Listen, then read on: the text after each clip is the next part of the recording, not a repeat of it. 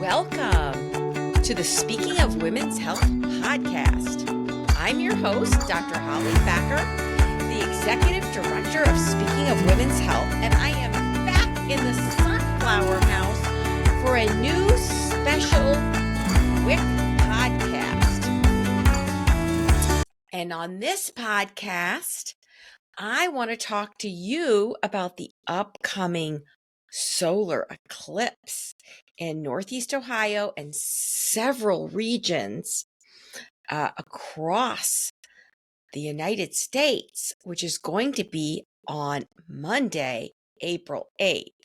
So for people in this part of the Sunflower House, it is going to be potentially a once-in-a-lifetime event, although I calculated that my granddaughter Artemis, if she lives to 2099, which certainly I hope she does, being a 2020 baby, she will maybe have a second opportunity to experience this. A total solar eclipse is very rare. And depending on what part of the country you're in, depends on when you'll get a chance to see it. My sister, who lives in Eastern Pennsylvania, is actually driving in to be in Northeast Ohio in order to experience this.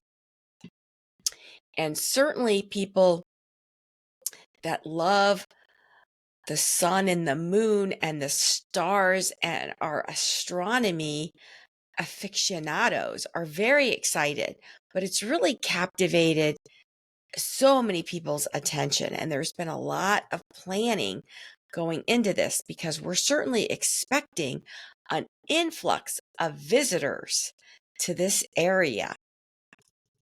So a total solar eclipse happens when three celestial spheres, the sun, the moon, and the earth, line up in a special way in space. Now, according to NASA, a solar eclipse happens when the moon passes right between the sun and the earth, and that alignment casts a moving shadow on Earth that either fully or partially blocks the sunlight in some areas. So this can lead to a period of partial or full darkness on just that narrow stretch around the Earth. So the eclipse will begin in Texas at 1:25 p.m. Central Daylight Time, and it will end in Maine at 3:35 p.m. Eastern Daylight Time. So the exact time of where you may be in the path of the solar eclipse varies by where you are located. So all of the lower 48 United States will see the moon at least clip the sun. And that sight is a trifle compared to being in the path of totality. So here in Northeast Ohio, in the Cleveland area, where I'm at in the Sunflower House, is going to be in the path of totality. So the partial begins at 1:59 p.m.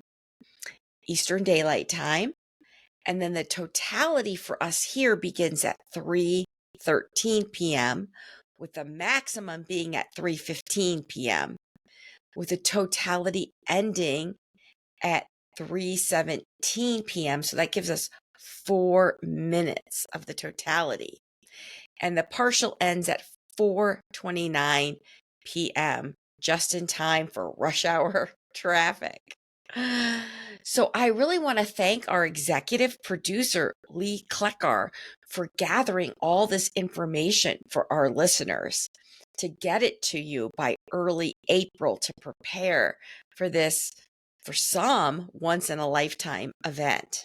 And it's so important to have eye safety during a total solar eclipse.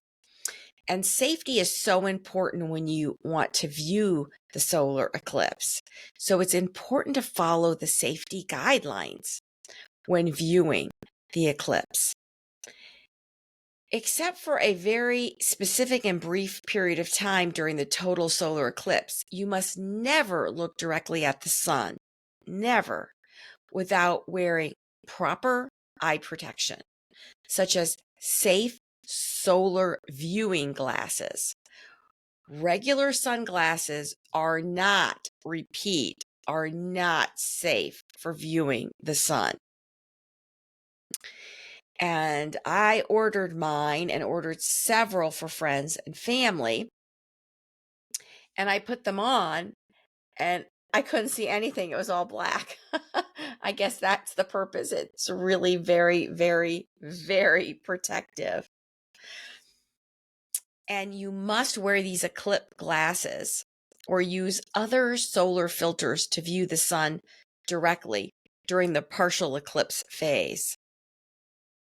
You can only take your glasses off for the short time when the moon has totally obscured the sun, which is that period of totality. But as soon as you see even the tiniest bit of bright sun appear in the totality, immediately you must have your glasses on or use a handheld solar viewer to look at the sun. If you don't have eclipse glasses, and hopefully there's still time for you to secure yours if you're in the path and planning to be outside to behold this celestial event, you can use indirect viewing methods such as a pinhole projector, which projects the image of the sun onto another surface. Safe solar viewers are thousands of times darker and need to comply with the ISO 12312-2 international standards. That's 12312-2 international standard. And it's important to understand that NASA does not approve of any specific brand of solar viewers. They don't approve them. And so some people are marketing it that way. And again, it's buyer beware. Do your research. Protect those eyes, which are the window to the soul. And so there is concern that not all glasses marketed as eclipse glasses live up to the standard. Most experts say that the differences and the shortcomings aren't that significant. I think you should inspect your eclipse glasses or your handheld viewer before use. Make sure it's not torn or scratched or otherwise damaged. If so, discard the advice. And please supervise children or others who may need assistance. Do not look at the sun through a camera lens, telescope, binoculars, or any optical device while wearing your eclipse glasses or using that handheld solar viewer, because the concentrated rays can burn through the filter and cause serious eye injury. So you might ask, how can you tell if the eclipse glasses are real? Well, NASA does share an easy method to help you vet your eclipse glasses at home. Buyers should put on their glasses and look at bright light, like a flashlight.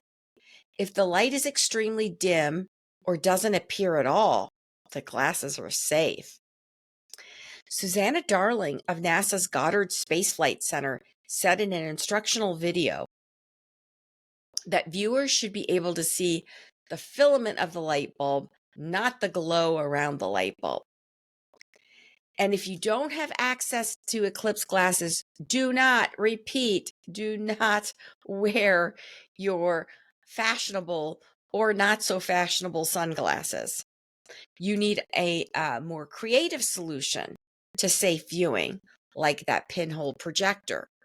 And you can find out how to make your own pinhole projector by going to NASA's website. So you might ask, what's all this safety? What's all this fuss about? Well, according to our Cleveland Clinic eye experts, your eyes contain a very similar lens. So when you look up directly at the sun, that light is concentrated and it hits your retina right at the back of the eye.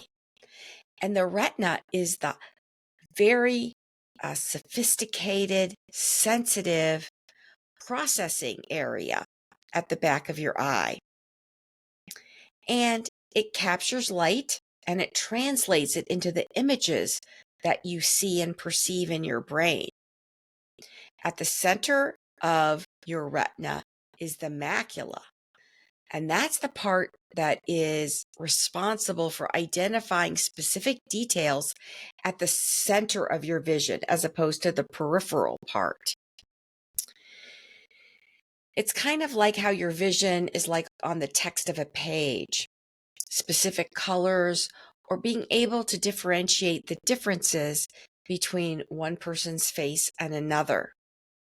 So when you concentrate your eyes on the sun and sunlight, if it hits your eyes directly, you really run the risk of burning a hole or causing damage to that macula, which can lead to all sorts of vision impairment, from blurred vision to central scotomas, which are blind spots or dark spots or unclear central vision. You can have eye floaters or even partial blindness. And I personally experienced these scotomas because of migraine, because when you have a migraine headache, you don't get blood flow to certain parts of the brain that perceive the vision.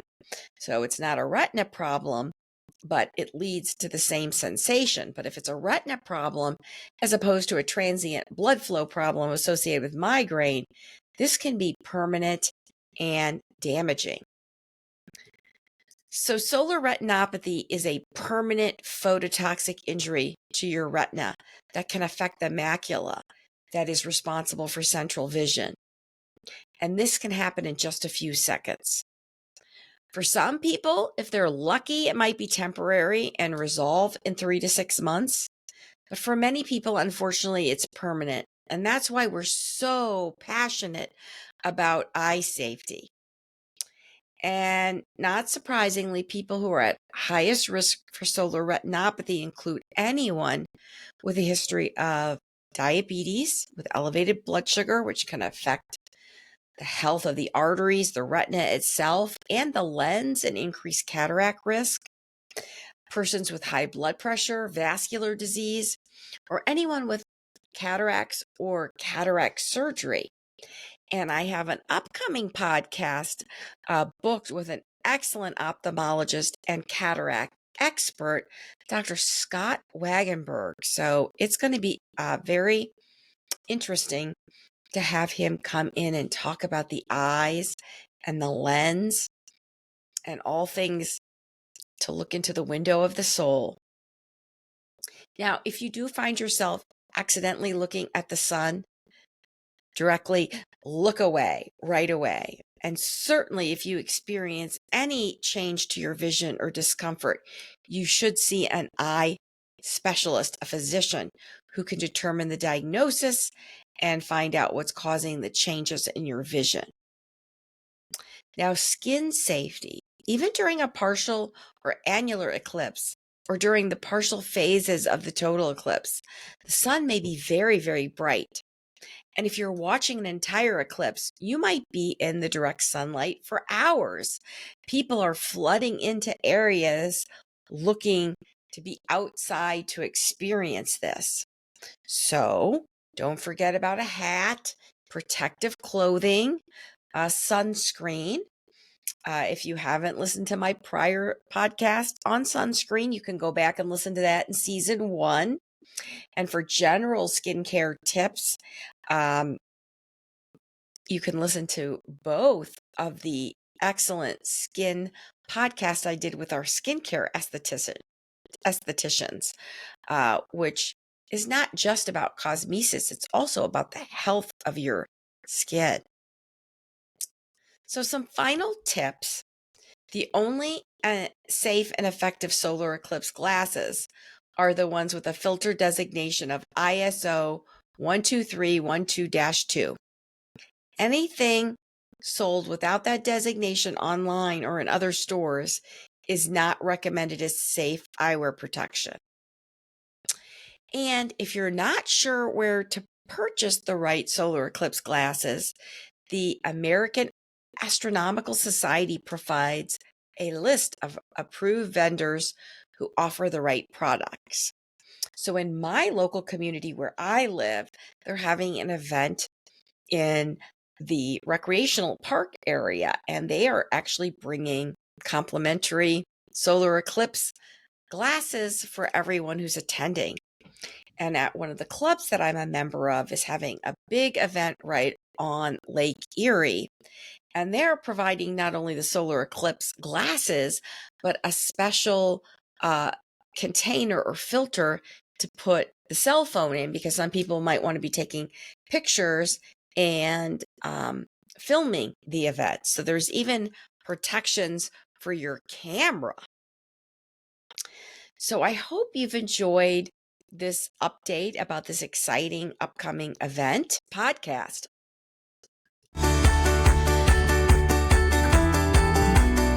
And if you have a question or a topic, please go to speakingofwomenshealth.com and put in your question in the Contact Us form. It's under the About link, and you just might hear your question answered. Please subscribe if you don't already subscribe to the podcast. And you can watch many of our podcasts on audio-visual, because we are on both Rumble, Speaking of Women's Health, and YouTube. And if you've enjoyed this and you want to help